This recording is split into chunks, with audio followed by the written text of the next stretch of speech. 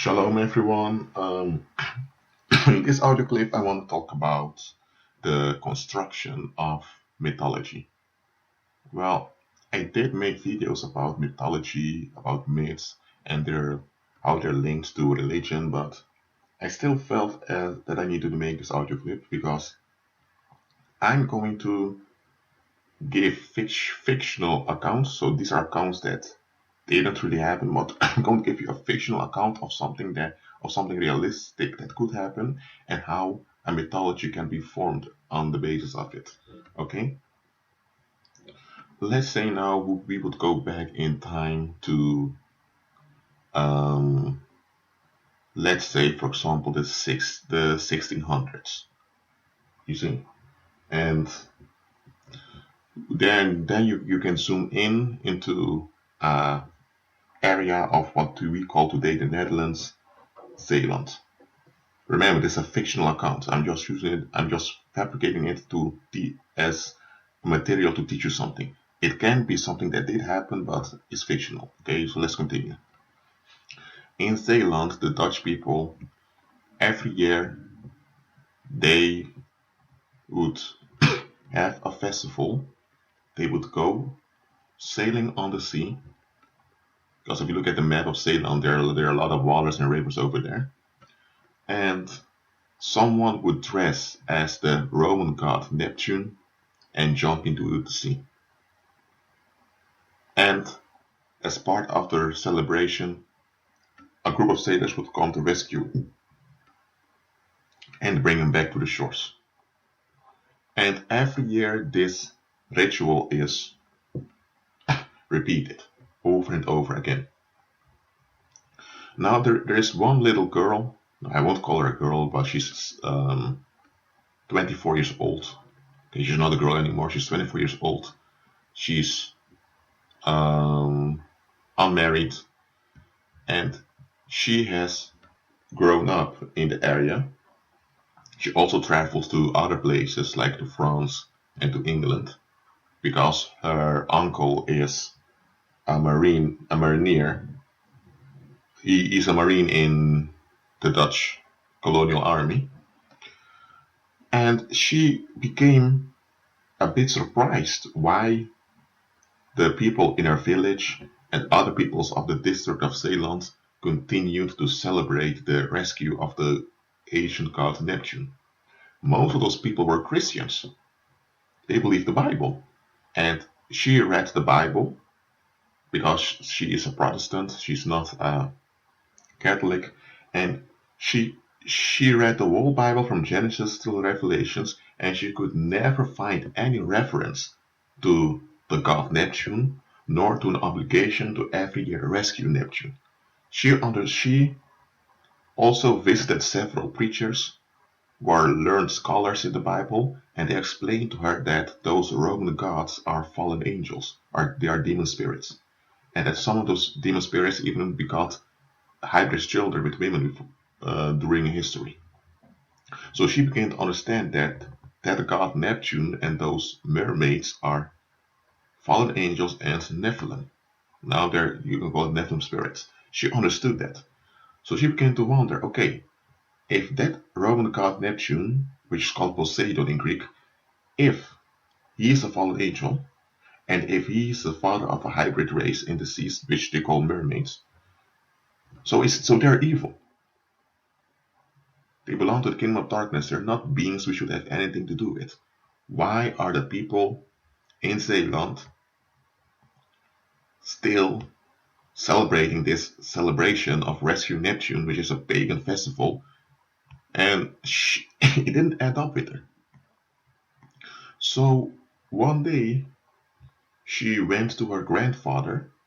That man is already in his 90s.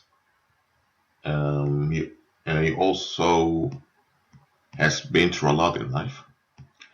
And she went to him because she's in good terms with her maternal grandfather.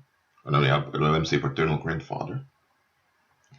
And she asked him, Grandpa, why are we celebrating the rescue of Neptune?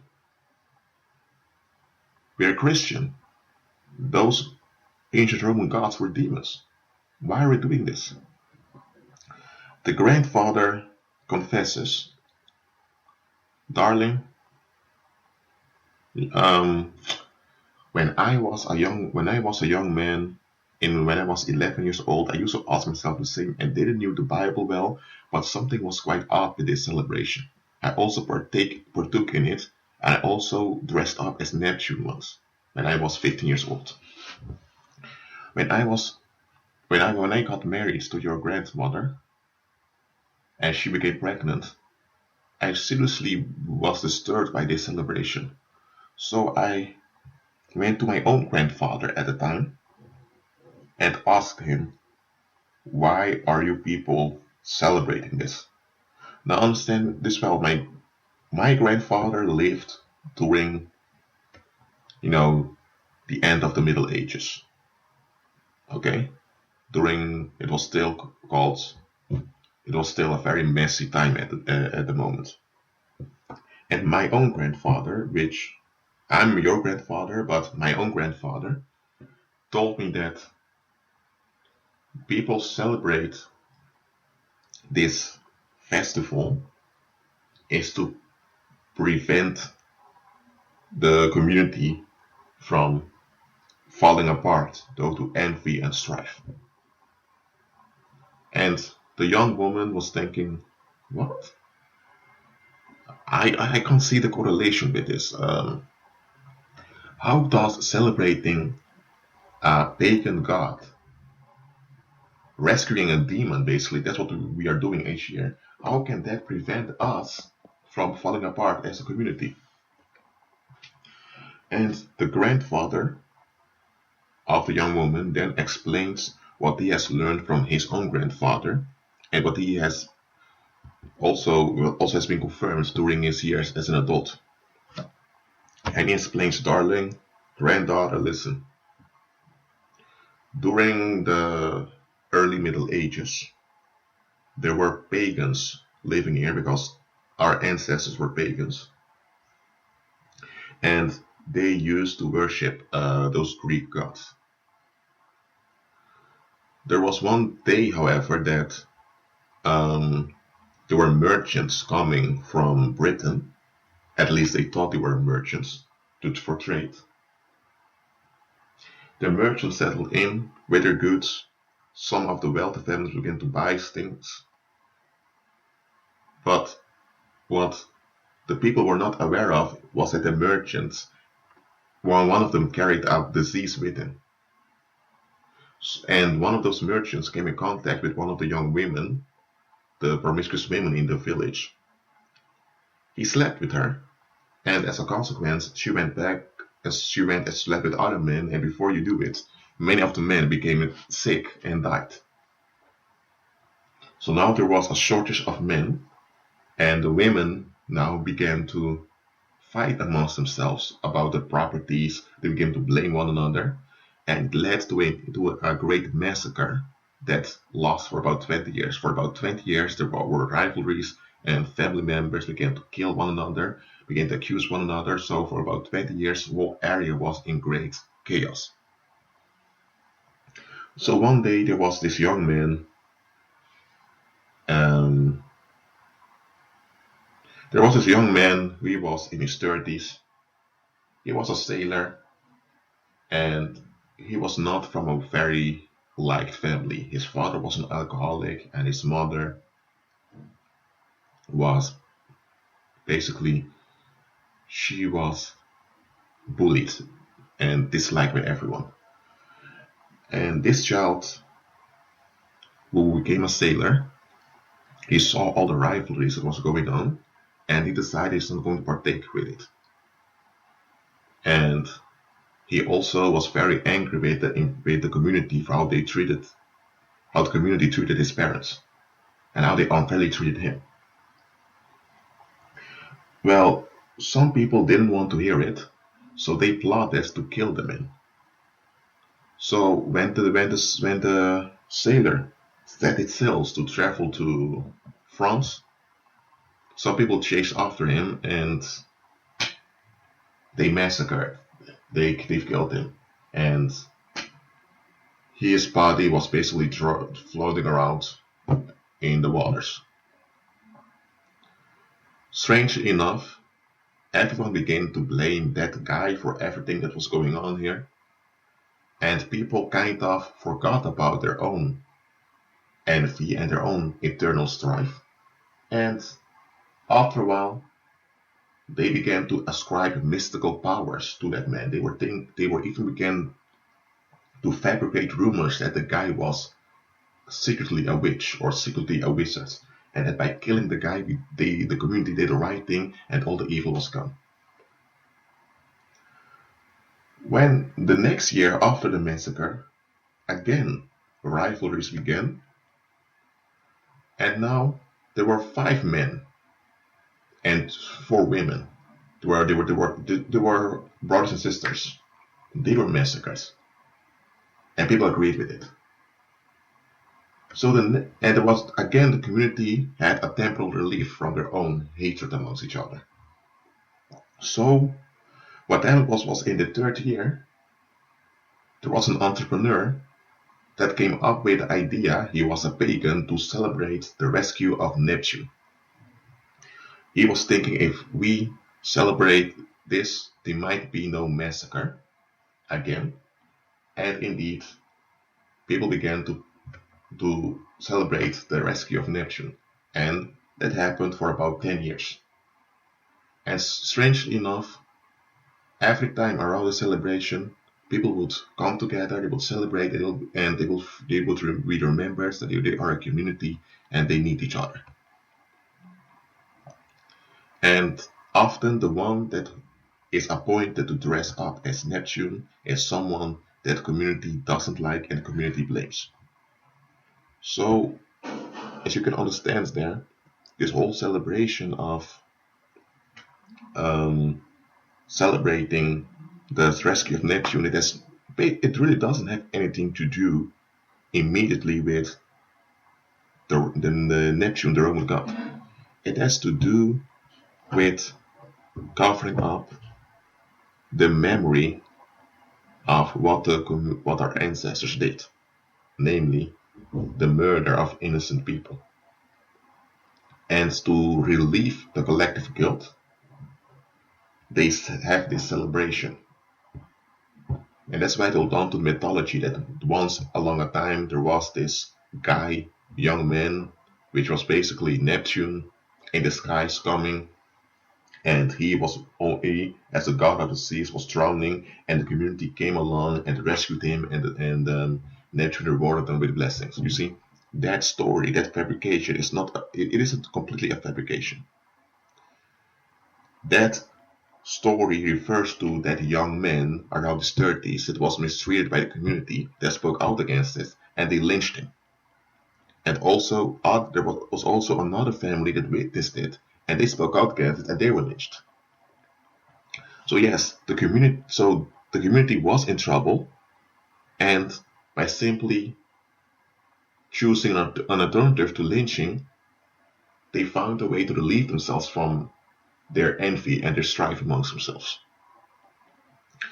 So that's why we are celebrating the rescue of Neptune.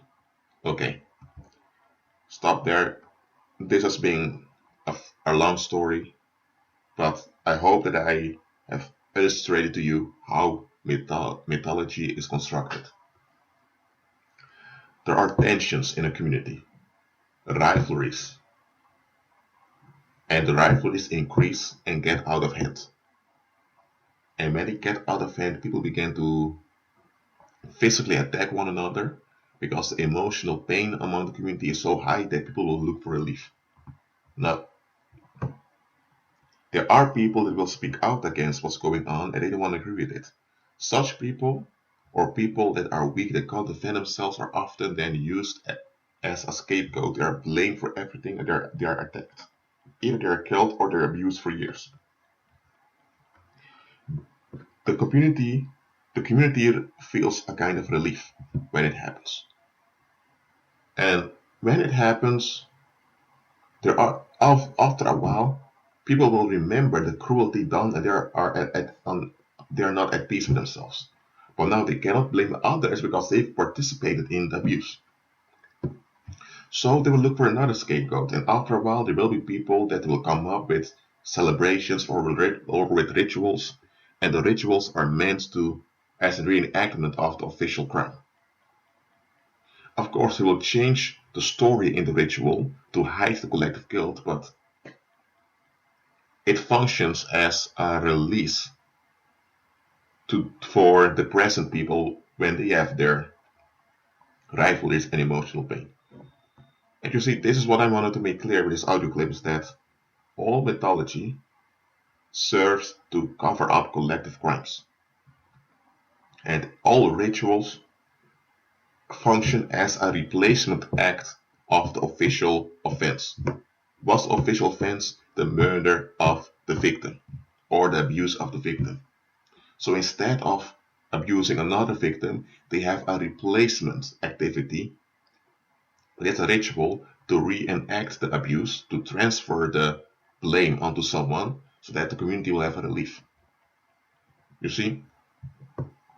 Think about this, folks. We, and I say we because I also did some of those things.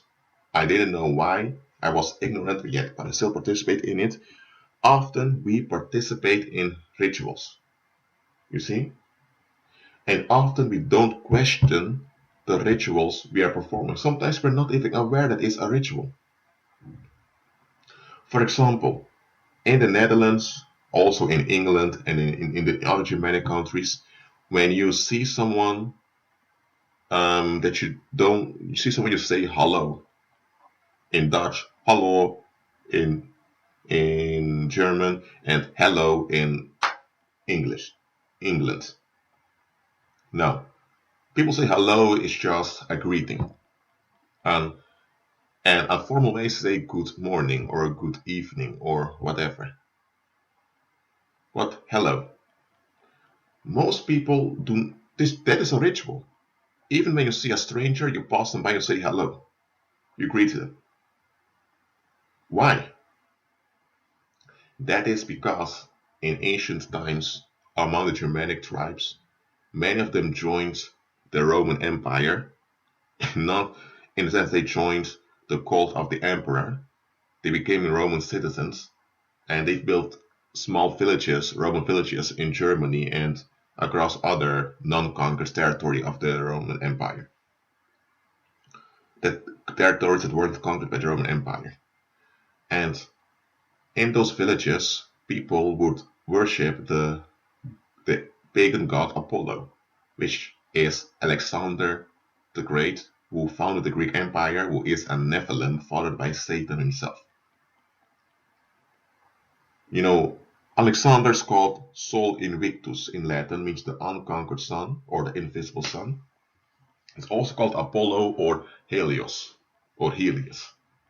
So people in those villages, when they met each other, would say Helios, and it would give the Greek sign when they greet each other. And it was a form to people to realize, okay, you belong to the group, you belong to the sect, I'm safe around you. Later on, the common folks began to adapt this ritual of saying Helios, the name of Alexander, and it became part of the culture. It became common. And everyone that learns a Germanic language will learn the word hello. And in Spanish and Portuguese, they turn around, say hola. And often in Spanish, the H is not pronounced. Why is the H not pronounced? It's a reference to the X, which is an abbreviation of Helios. Okay? So you see there that even just saying hello to someone, even a stranger, it has a psychological impact that people feel acknowledged. And because people feel acknowledged, they are less likely to act in a violent manner. So there is a psychological impact, a psychological reason to it. But the word hello himself is derived from the pagan gods. But most people aren't aware of it. Now, are you guilty when you say hello to someone? No. Just remember, it has his history. And you see,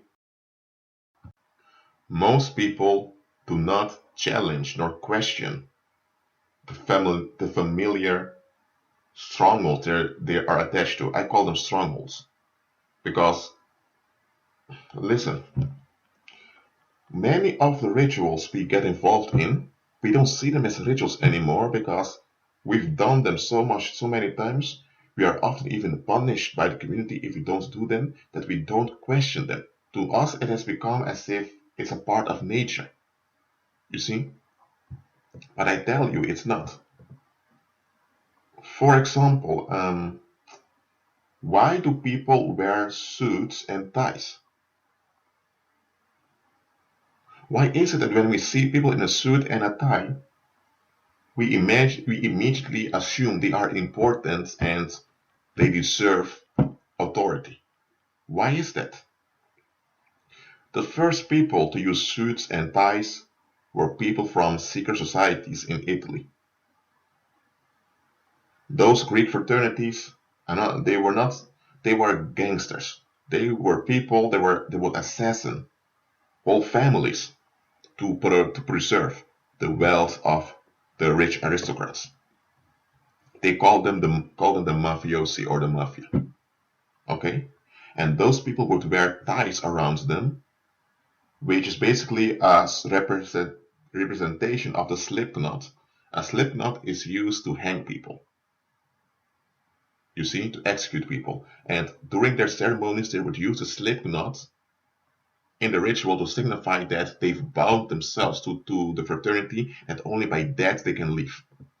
And that they vow themselves to kill each member that threatens to leave or to expose the secret. So they would wear a tie, as they would wear a slip knot of textile around their neck to signify to other fraternity members, I'm a part of it. And some of the common people who are aware of it realize, ooh, those people are gangsters, those people are dangerous, they are wearing a tie, so you better respect, you better get out of the way. Later on, some companies began to adapt it. And later on, some of the mafia people began to infiltrate governments and infiltrate companies and even schools. And they introduced their slip knot system into all those areas. And after a few decades, people began to associate a tie with importance, and many didn't even realize that it came from the mob. But the fear of crossing someone with a tie was learned onto them. They didn't understand why, but it was learned by their parents and by their peers. And that's how it spread around, that now everywhere in the world, when you wear a tie, people associate that with you are real. A lot of times women get aroused by men that wear uniforms, and especially uniforms with ties, because they've been learned when a man wears a uniform with a tie, he is the man. He has power. He's dominant. He's a real dude. You see, it is being learned. And many Christians also, and many pastors also wear suits with ties. Sometimes they even buy expensive suits of about 3,000 euros or $3,000. And nobody seems to question what's going on here. Why am I being judged by the clothes I'm wearing? Why, if I wear a suit of 3,000 euros, I'm valued, and when I wear a jeans, people look down on me? Such things are rituals, people. Looking down on someone with jeans, because jeans were clothes that were worn by peasants, by farmers. And farmers would smell often because they would work with animals and work on the land. And as a peasant, you were looked down upon in cities. So that's why often when you wear a jeans, and not a pantalon or an expensive suit, people look down upon you. It's a ritual by urban people during the Middle Ages that has lasted till today. Yet, folks, don't question it, you see? And that's why what I want to encourage you to do I'm not telling you to cause problems. I'm not telling you to accuse people, nor to accuse yourself, nor to destroy relationships and friendships. What I want you to simply do is begin to ask some serious, deep questions. Because there are many things that people feel and agree as natural that aren't natural. And you need to understand this. Whenever you choose to adapt some satanic agreement from the past, you may not be aware that it's a satanic agreement.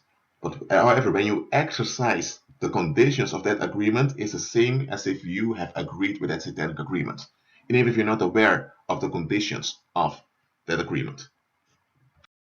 So listen, wearing a suit by itself, there's nothing wrong with it, okay? But the moment you begin to think, because I'm wearing a suit now, I have some kind of excellence, that's a satanic agreement.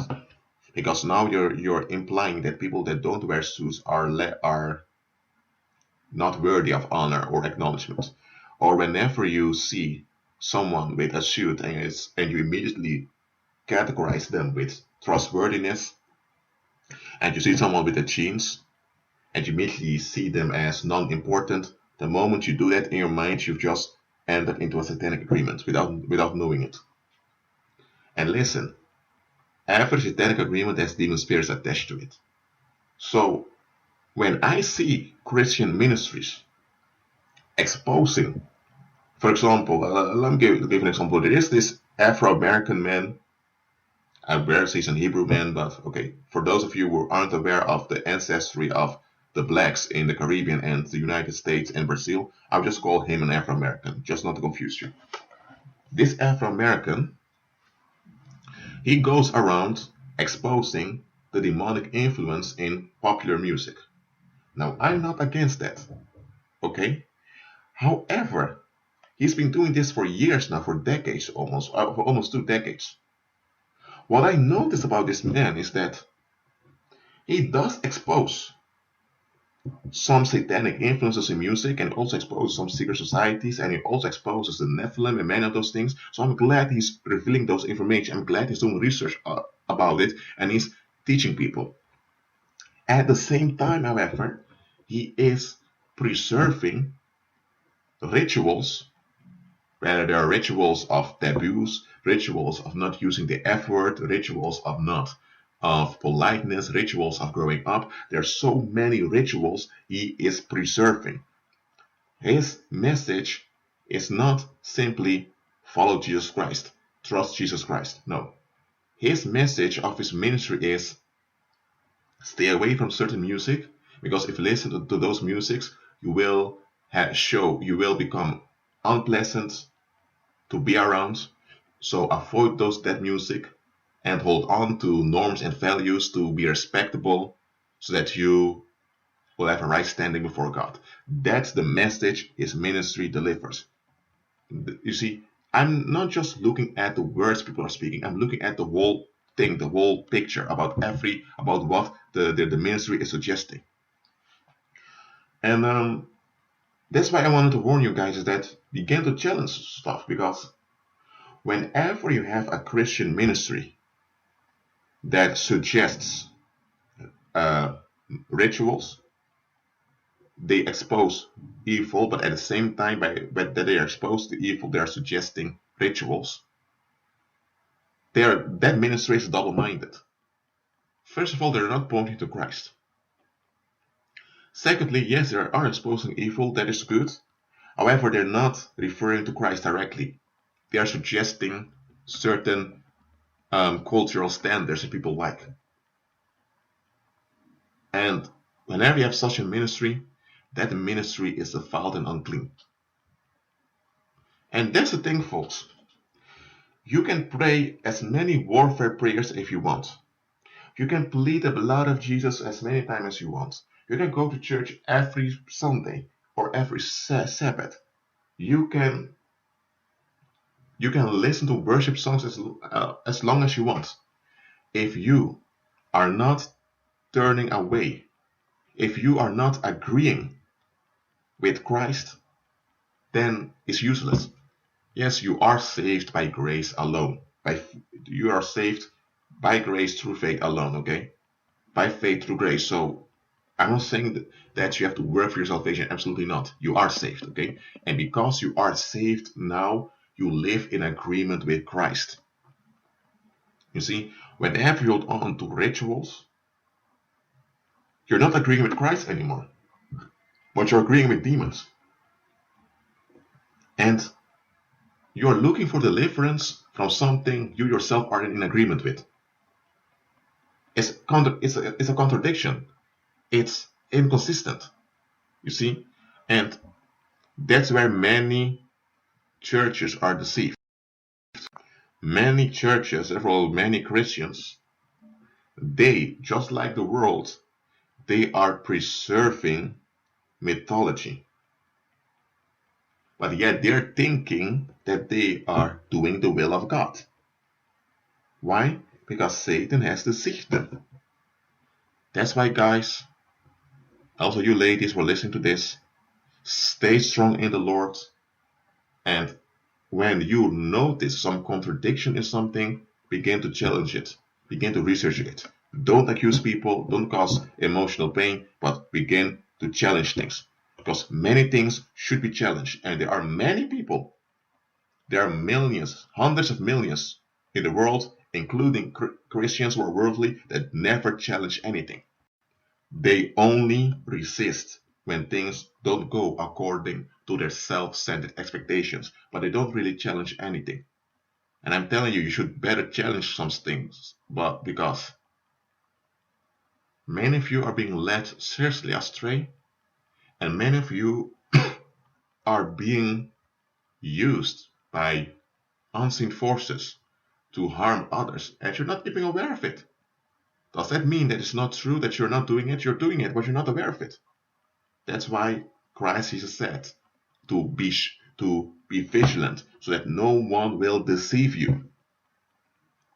There's still many Christians believing in a pre-tribulation rapture, that soon before the great tribulation begins, Jesus is coming secretly in the clouds with trumpets and catch them into the air. Hold on a minute, this is nowhere written in Scripture, and Jesus never talked about the pre-tribulation rapture. Jesus did say that you will be sealed before the great tribulation begins, and that He will provide safety for you through the tribulation. But Jesus never said He will remove you from the earth before the great tribulation begins. Yet you have the Left Behind books that became popular among Christians, also Left Behind movies, and many people endorse those movies without realizing those movies are pagan. They're twisting Scripture.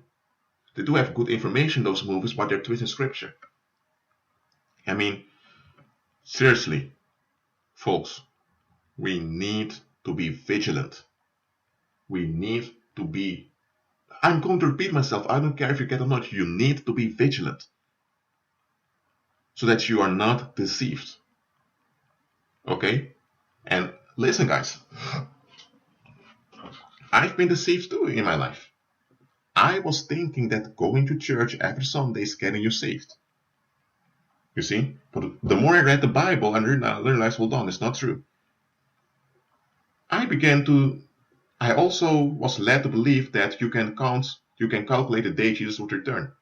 That wasn't true. I let it go. I also used to believe that, now that I say it, I used to believe that royal houses are ordained by God. Later I found out they're all involved in, most of them are involved in Satanism and cannibalism also, so then I let it go either. I used to believe also that the world works according to certain principles, and if you just follow the principles, everything will be alright.